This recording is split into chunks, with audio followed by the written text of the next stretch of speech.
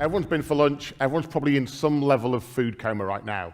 And I need you to be excited and energetic for this session. So can you all please stand up? Everyone. You knew I'd make you do something. Oh, house lights as well. So the first thing you're going to do is your favorite exercise without damaging the person next to you, whatever it is. Roll the shoulders, do the legs. Come on, there's no exercise, that's it. Come on, that's it, shoulders. Awesome, awesome. Does that feel better? A little bit of digestion. Right, you can sit down now. So the next thing I want you to do, we've talked a lot about vulnerability and about the fact that we're all leaders in the room. So put your hand up if you're a leader. Hopefully everyone in the room. Awesome. So what you're going to do is you're going to face the person next to you, and you're going to tell them your biggest fear as a leader in 30 seconds. And then they're going to listen. They're not going to comment, and then they're going to do the same to you. So 60 seconds, 30 for you, 30 for the person next to you. What is your biggest fear as a leader? Go.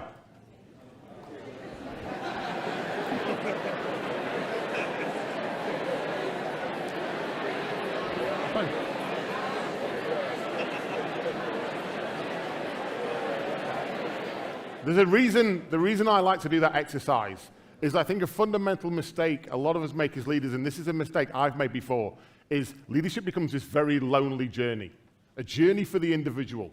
So what I want to share with you today, and I actually want to give you something. I want to give you some practical tips, some things that you can practice. And the reason being is that I've been on leadership courses before where I went as an individual, and I arrived back in the office, and I was probably a real pain in the arse. I went back and went, I thought Sir Richard Branson, we talked about disruption, it's so cool, let's be disruptive, everyone. And I may have done that before. And then what happens is your entire audience sits there and goes, what are you talking about? I wasn't there. You've not brought anything for me. You've not walked in my shoes. I'm part of a team that works with you, and yet you're not thinking about me. So what I want to give you today is something that I want you to use, and I want you to try when you're back in the office. It might not be tomorrow, but I'm going to hold you to a promise at the end of this talk that you will try something different before the end of the week. Are you good for that? Yeah. Awesome. You're a very polite audience. So 130 billion US dollars. It's a Deloitte report from 2015. That's the estimated spend by organizations on sending their individuals on leadership training. I have spent some of that money, and I still spend some of that money today. There is definitely room for me as an individual getting better at what I do. But I don't believe it's the sole answer. So here's the honest truth. You're doing it wrong. But it's okay. That's why you all signed up to come here today, isn't it? You want to learn something different. You're not just here to put a tick in the box and say you've completed something. You're here to challenge yourselves. So why are you doing it wrong? You're doing it wrong because you're not understanding the challenges that you are going through. I'm going to talk personally about my challenges, and I'm hoping that you can empathize with some of these. Try not to sympathize. You don't have to, ooh, ah, right? Just empathize. So scaling. I'm in a business that is growing an awful lot. I am trying to grow as an individual. My team around me are trying to grow. Our customer base is growing. Everything's changing. The technology refresh cycle around me is getting faster and faster. And so we've got this challenge of scaling. I never want to be famous for being big. I never want to be able to stand on stage and say, I work for a company with so many thousand employees. That's not a stat that defines success for me. Success is the impact that you have. So to have impact, you need to be able to scale. In my business, if I do the same thing today that I did last week, I will not be successful. So that creates this environment of chaos and vulnerability when actually what you're kind of grasping after is consistency and standardization. But that won't give you scale. Doing what you did yesterday and just trying to do more of it won't help you get better at it. The next challenge is the multiplier effect. This is where a lot of leaders commit that cardinal sin. To be a good leader, it's about me being a good person. And if I just work harder, if I stay a bit late on Friday and I'll do a few hours at the weekend and I'll send some emails when I'm on the train or on the bus and I'm going to go on holiday, but I'm secretly going to work to get ahead. Oh, you've done that, haven't you? There's a few. Oh, we've got the bad people in today. And so the multiplier effect is saying you need to forget about yourself for a minute because the power you have, the power, if you can harness that power, is how you influence others. Chuck made some great points before around the fact that it's not about being told what to do. Influence is a really hard game because it's a long game. It's around understanding the people you're working with and trying to enable them to be better at their work. So actually, as a leader, you grow and you get in this position and you go, I must know all the answers. I'm a leader now. I have head of in my title, and I have a desk, and I might even have an office. So everyone's going to come to me for the answer, and the most important thing is that I'm right. And if they're wrong, that's a lesson for them to learn, right? And it's the mistake we all make as leaders, right? It's easy to do because you're in this elevated position and you forget that your role is actually to empower the people around you, to get the best out of them. And instead of doing that, you think about yourself. I have committed that sin in the past. And the last one is time. Who here, put your hand up if you're really busy. Busy's such a bad word, right? Wouldn't you rather put your hand up and go, I'm effective? But we don't measure effectiveness a lot of the time. We talk about being busy. We get this notion that, if my head down and my bum's up and I've got a full inbox, and I remember a day in a previous organization where I'd wake up and the very first thing I'd do is turn on my laptop, and however many emails I had, I'd be like, oh yeah, like 1,000 emails overnight. Pretty cool. Yeah. I must be important. And you get carried away with this. So time is this precious resource that we have, but it's becoming more precious. Because what you just heard about from 7 people before is these amazing, innovative ideas that they are not looking at the barriers. They're looking at the opportunities and the possibilities. And so you're in this time-poor environment where if you don't make the change, if you don't try and do something different, someone else will. It's going to happen anyway. So you can read as many books as you want that tell you about shortening your working week, but if you don't take active control of that, if you don't take the action, nothing's going to happen. So what I want to tell you about now is what we did. This is a personal story about something that we've tried that I believe will work for everyone in the room to some extent. So a little bit of the story. If you think about typical systems and organizations, they are really well geared towards individuals. We hire individuals, we do pay reviews, we do development plans and career planning, we fire individuals, all right? We have conversations about the career progression of individuals. Got a bit of news for you. Neil Armstrong didn't land on the moon. NASA did. LeBron James didn't win the NBA championships. The Cleveland Cavaliers did. Jamie Vardy didn't win the Premier League. Leicester City did. One Leicester fan in every... I was going to say Wayne Rooney didn't lose, but that's a bad connotation. And so when you think about all the best human achievements in the world, whilst we like to idolize the individual, it's a team. It's the team of people behind them that made them successful. Some of them are front and center, and some of them are behind the scenes. But it's a team effort. And yet we've organized and structured all of our systems in work towards individuals. So we decided that it might be a great thing to do to start to look at the team. And we came across this really fascinating finding. When we do individual performance reviews, we looked at those people in teams. And it turned out that the individuals could still be in teams that didn't do a great job. And that kind of threw us a bit, because we thought if we just collected more smart individuals and just shepherded them into the right place, magical things will happen, and they will. But when you've got those constraints of scaling and being a multiplier in time, the teamwork was becoming sometimes ineffective or inefficient. Now, at Atlassian, we knew that we were facing complex problems every day. Okay, we're a 14-year-old company. We've dealt with some of the easy stuff. And so every day there's new competitors, there's new customers, there's a new technology, there's a new change that wants to completely disrupt our business. So we've got an option. We either disrupt from within or we wait to be disrupted. So we decided to disrupt from within and start to look at this concept of team and how can you understand what a healthy team looks like. Now, this is a little bit controversial for some people because we are an organization that builds tools. We build technology. And a lot of the chat today has been around technology and technology disruption. Every time someone comes up with a new idea, if it's not an app, no one tends to listen. But if you think about the reality of when you've been in a great team, it's this combination. Great teams are made up of the right tools. You have to have that tooling. If you look at the globalization of teams and how distributed people are, having that connectivity, whether it be a mobile device or a laptop or a video conference, to have that conversation, that's amazing. So you need that. But that's not enough. You need the right people. Now, I can't help you with that. Part of your role as a custodian in your organization is to make sure you are hiring smart people that meet the values of your organization, that create that vibrant culture, that live your values around innovation and continual improvement. That's your role.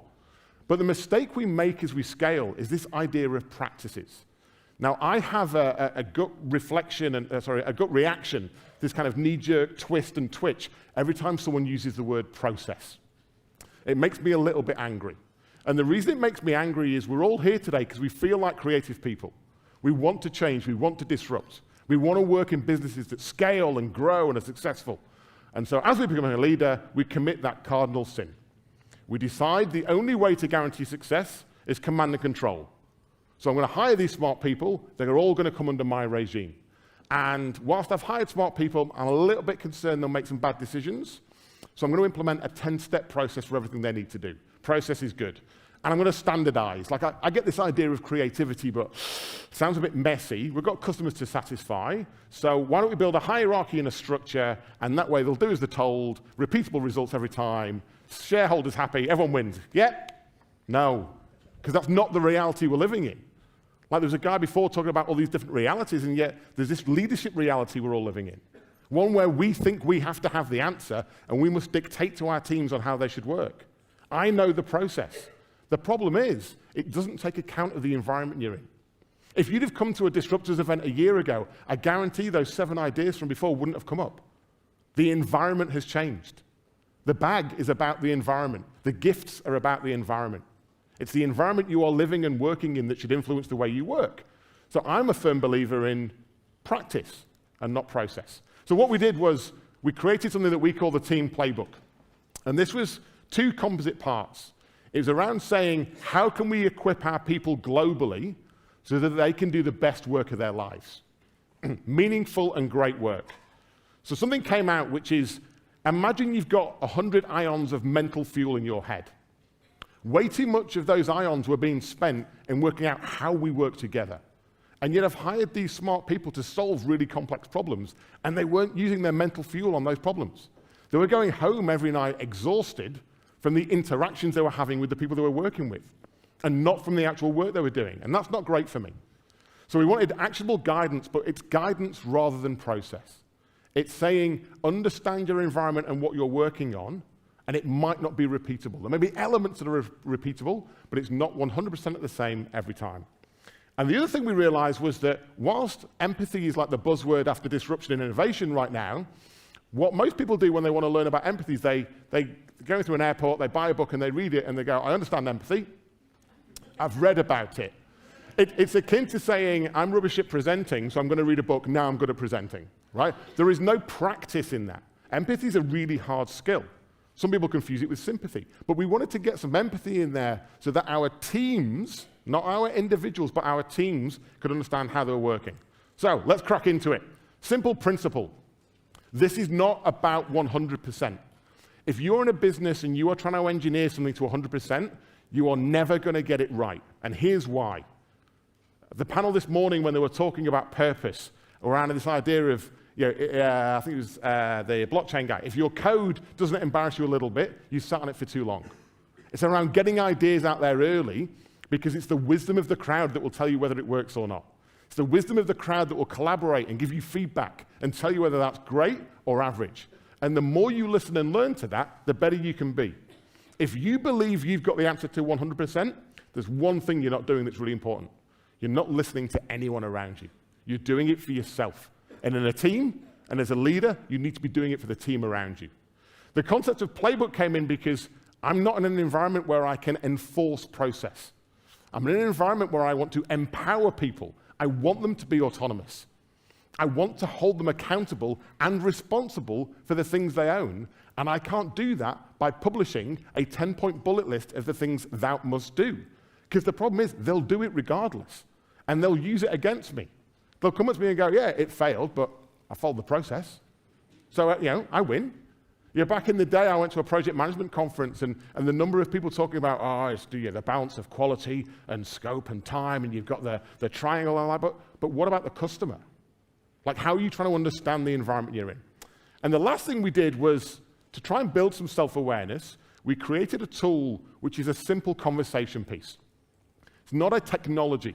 It's around saying, how as a leader can you be vulnerable and listen?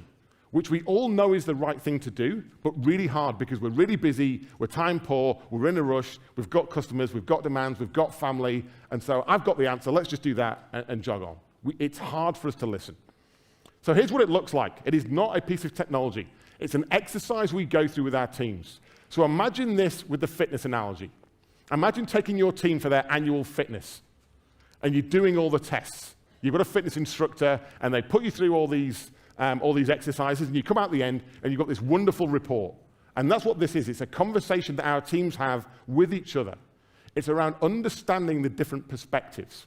It's around embracing that diversity and inclusion that Chuck was talking about. How can you understand the people around you? What are their hopes? What are their fears? What are their challenges? What are they struggling with? Because it's likely them that are going to deliver the work and not you by yourself. It's not about hierarchy and the boss and the subordinate. It's about the collective of the team. And what we do with our teams is we say, have these conversations. We've identified 8 areas that we believe make a healthy team. And we've given these to our teams. And they literally stand around, they go, right, first area, balanced team, how are we? And they do thumb up, thumb down before they even speak. And they do that because I want to hear from the introverts. I want to hear all the different people that are seeing life through a different lens. I don't want to hear the obvious or the loud or the celebrity. I want to hear the divergence because that helps me understand the environment they're working in. And so this isn't a game in convergence in saying, how do we get everyone to green? How do we get everyone to agree? Because that's what Chuck was saying before. That's not diversity. That's you agreeing to compromise. Where actually as a team, you should embrace the fact that you're different. It's going to be uncomfortable. You are probably going to be working with people that don't think like you, and that feels painful. If you're busy, the natural human reaction is, I'll just work with people that think the same way as me. It's a lot quicker.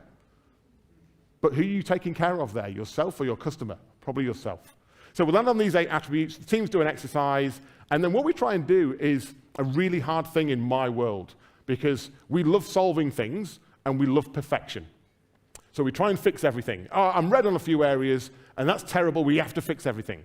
And this is around focus. How can you understand the cause and not the effect? And you need to understand the cause because that's the thing you need to go and fix. So for example, what we were finding with a whole lot of our teams was struggling with velocity. And what was their solution? We need to hire more people. If we hire more people, we'll go faster. And we tried that, and we didn't. Because the root cause of velocity being slow wasn't the number of people. It was the fact they didn't have a shared understanding of why they were doing what they were doing, and they're all going off at very different tangents. That was slowing them down. It was causing rework. It was causing friction. People weren't collaborating as we intended them to. So let me just talk a little bit about how this works. This is a conversation where you get the team together, and it's not an exercise in online surveys, and it's not an exercise in the leader of the team conveying their view. It's an exercise in asking provocative questions and listening. What we've learned by running these in Atlassian is that cohesion really counts. And again, cohesion is different from convergence. This is not around saying we all must agree. It's about saying we need to understand where the differences are so we can find a common way of working. I can admit that I've worked in teams where I've not known the strengths or weaknesses or skills of my peers because I felt I didn't need to. I could get my job done quicker by just doing my job. Now, you can do that for a short period of time, but if you're not cohesive as a team, you're not getting the value of that greater unit. The other thing that we found is as we scaled, decision-making became a real pivot for us. Decision-making, when you're trying to run a flat, autonomous structure, you're trying to put the decision-making at the coalface. You want to empower people. You want them to feel that they can make those decisions. But they were so scared of the consequences of making those decisions, they were waiting until the very last minute, and the decision was making it for them. They weren't actively making the decision. Or worse, everyone thought they were making the decision. What should we do? Left, right, up, down. Yeah, vote. Okay, I thought it was you. Is it not you? Is it me? Is it not? Oh, it's you. Okay, it's you. In that case, we'll go up. And so it's causing a lot of thrashing. Just identifying that alone helped our teams lift. It helped them understand. The problem is, it's a little bit of a downer. Not just that, but it's all theoretical. And I hate theory. I hate coming to conferences where a 6'4" Northern English guy who's recently emigrated to Australia tells you stories about how successful things are, and you all leave going, that's cool, but what do I do? So instead of thinking about it, there was a slide up before around practicing and taking part. So what we're going to do, I'm sorry to make you do this, but we're going to do an exercise. Are you ready? Yes. Okay, so there are 3 health monitors that we've produced. One for project teams, one for leadership teams, and one for service teams. Project teams are the bread and butter, the transactional team, mixture of subject matter experts come together, work on a common purpose goal, ship it, and move on. Leadership teams are tricky.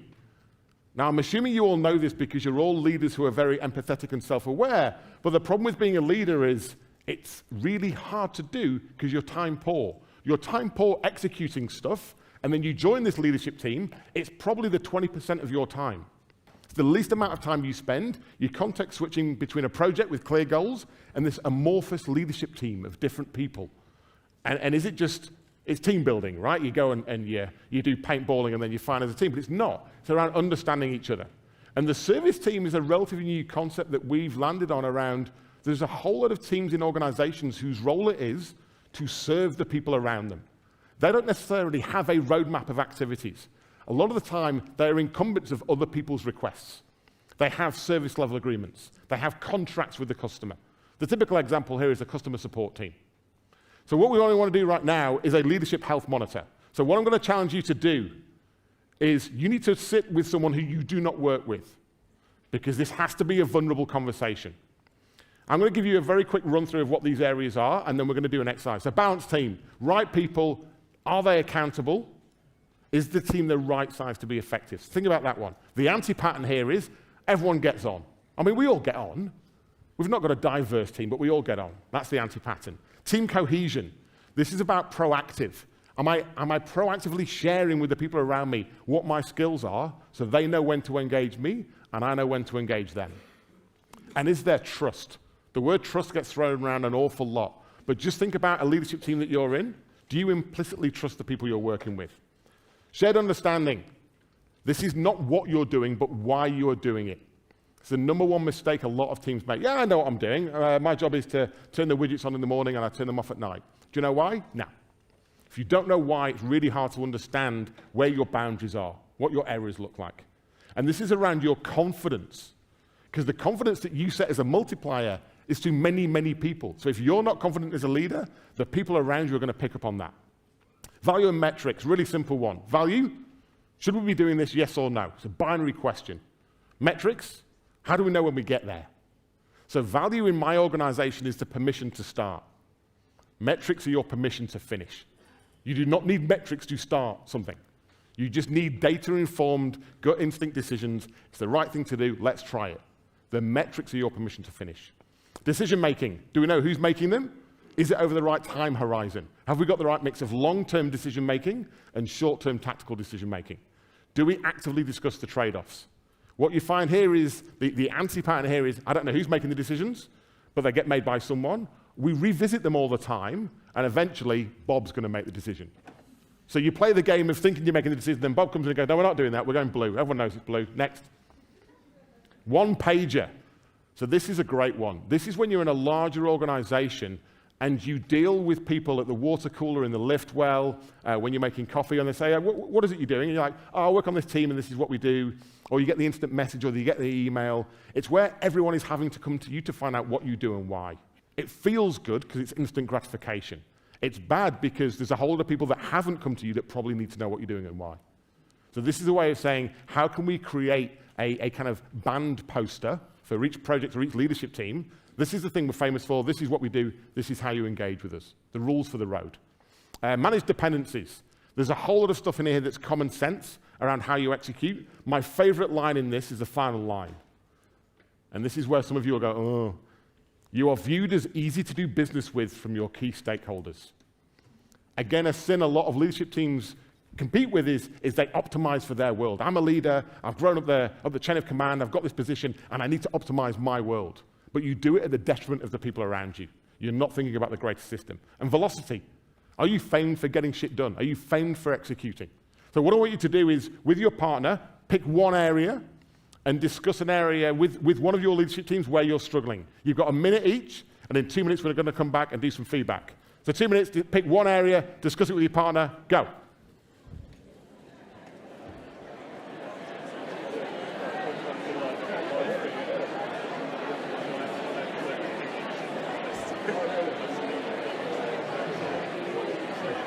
Judging by the volume in the room, we're all members of great leadership teams.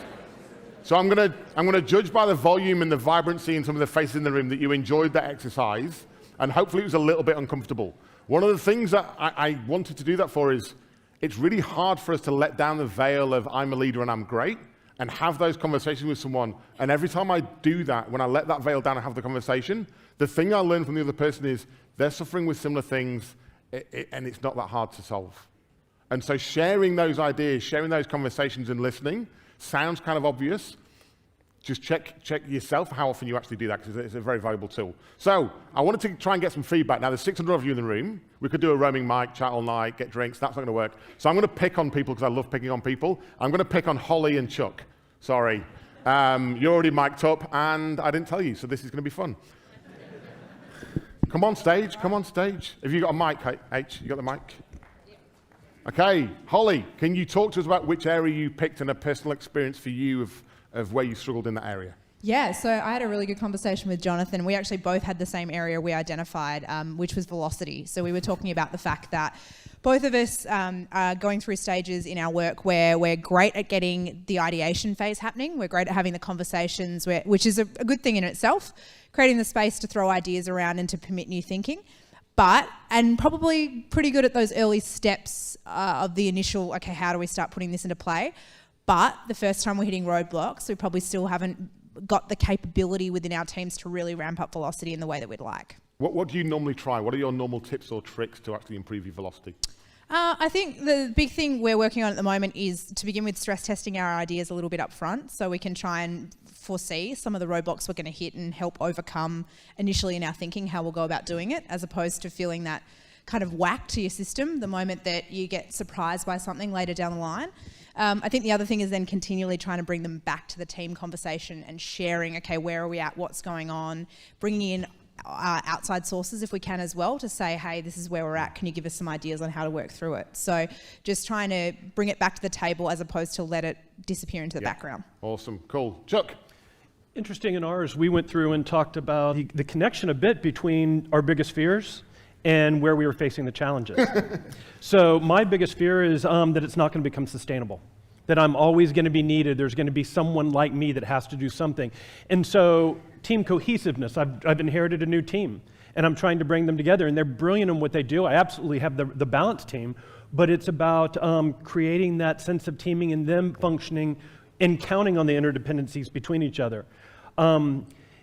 Letting loose, and how do you hand the reins over to someone else when potentially they may be better at the job than you are? Yeah. And how do you let loose, and correct me if I go astray, to know it's going to get done? As a leader, that can be terrifying. Yeah, awesome. Thank you very much to Chuck and Holly.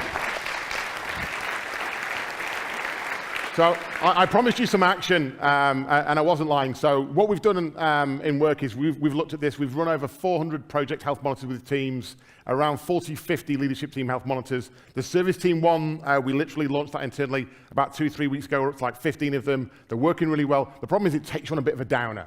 So what we've done is, as we've listened and learned from our teams, we've codified some of the ways they work to improve that upward spiral.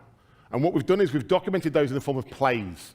They are not processes. They are not religious, thou must follow type documents. They are guardrails that enable those teams to self-improve, to drive their own continual improvement. And we've actually launched that internally. And so what our teams do is they self-serve. They run a health monitor as a team. They identify areas where they struggle, and then they use the plays to get themselves better. It's the exercise, the drills, the techniques for them to improve. It'd be really cool for me to brag about this. Sounds kind of cool. I'd get lots of plaudits, but that's not what I'm here to do. At Atlassian, our mission is to unleash the potential in every team. And I want to unleash all your potential today and in the future with your teams. All right, we talk about being a multiplier. This is my personal chance to be a multiplier. So we've open sourced and we've launched our entire playbook. When they talked this morning about things being 40% ready, this was not live yesterday. I was talking to my US team last night. There was a few panicked faces and voices, and we launched this overnight. When you go in there, you will realize it is not 100% complete. Please do not email me and tell me that. I know.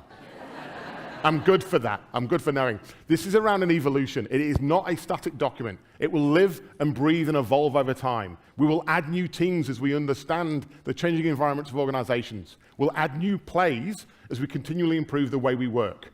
We want to share this because we're seeing a bit of a trend in teams getting smaller and more nimble, and organizations being more competitive. And we want you to do the best work of your lives in your teams, and we don't need you to be the leader that either looks in the mirror or sits in his or her office and tries to solve everyone's problems for them. We want you to be the leader that actively engages in that rich conversation with the people around you, and instead of talking, you listen. So my challenge to you this week, run a health monitor with one of your teams, have a look at some of the plays. They will not work for you if you copy, cut, and paste them. You need to understand your world, your environment, your people, and listen, and adapt these. I had a government agency email me the other week. They've taken the health monitor and adapted it for government use. My version will not work for them. They're in a completely different world. So I have 5 companies that I've worked with and tried this out. So I was a little bit concerned that I was drinking from the Kool-Aid, and this was just an Atlassian thing. We've used 5 different companies to trial this out, and all of them have embraced it in a very different way. So there is plenty of room on the site for you to give feedback, but go on there, have a play with it, try it with your teams, and just listen and be vulnerable. Thank you very much.